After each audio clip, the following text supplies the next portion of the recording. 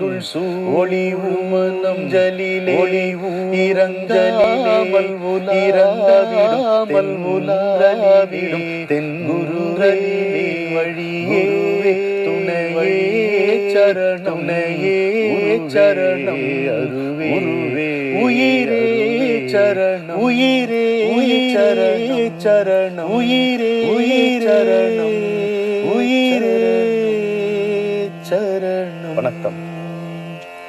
ஒரு குருவை நம்முடைய மகாசுவாமிகளை நாம் எப்படி கொண்டாடுவோம்? நம்முடைய மகாசுவாமிகளை நாம் பாரதியார் காளியை கொண்டாடுவது போல் பாரதியார் யாதுமாகி நின்றாய் யாதுமாகி நின்றாய் காளி யாதுமாகி நிறைந்தாய் காளி நன்மை எல்லாம் நிறைந்தாய் காளி தெய்வ லீலை எல்லாம் காளி தெய்வ லீலை யாதுமாகி நின்றாய் பாரத் யாதுமாசுவாமிகள் நம் கண் முன்னே மகாசுவாமிகள் நூலான தேகத்தில் ஒருமையான தேகத்தில் ஒளி பொருந்திய உணர்வாக ஒளி பொருந்திய உணர்வாக நடமாடியதால் உண்மைதான் தேகமாவர். ஆனால் தேகமாவர் என்னுடைய குருநாதர் சொல்வார் my body என்னுடைய குருநாதர் is a limitation my body for you is a limitation my body is a limitation my body for you is a limitation நமக்குத்தான் என்பார். ஒரு ஃபார்ம் நமக்கு தேகம் என்பது ஒரு தடையே தவிர ஒரு தேகம் என்பது ஒரு தடையே தவிர ஏற்கனவே அதில் இருக்கக்கூடியவர் ஏற்கனவே விடுதலை பெற்றவர். இந்த தேகத்தை எங்கோ இருந்து கொண்டு இந்த தேகத்தை இயக்குவதே எங்கோ இருந்து கொண்டு அல்லது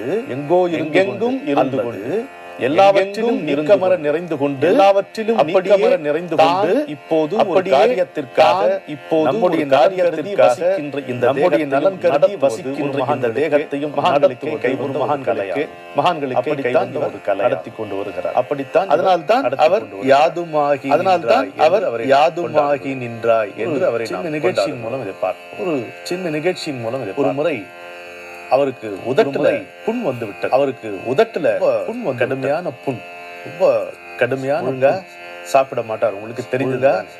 மிகவும் சொற்பமான ஆகாரம், மிகவும் சொற்பமான ஆகாரம், கடுமையான நடை, கடுமையான பூஜை முறைகள்.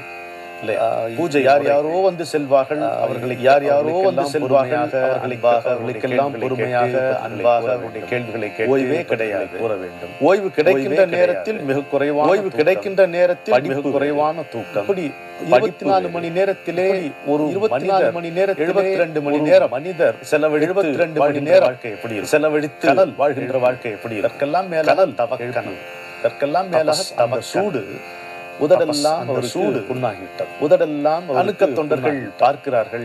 அணுக்க தொண்டர்கள் மனசு கவலையாக இருக்கிறது. அவர்களுக்கு மருந்து கவலையாகின்ற வழக்கம் பெரிய மருந்து உண்ணுகின்ற வழக்கம் என்ன செய்வது என்று பார்க்கும் பொழுது என்ன செய்வது பெண்மணி பார்க்கும் பொழுது அவருடைய பெண்மணி பக்தை அவருக்கு வெண்ணெய் கொண்டு வந்து தருகிறார்.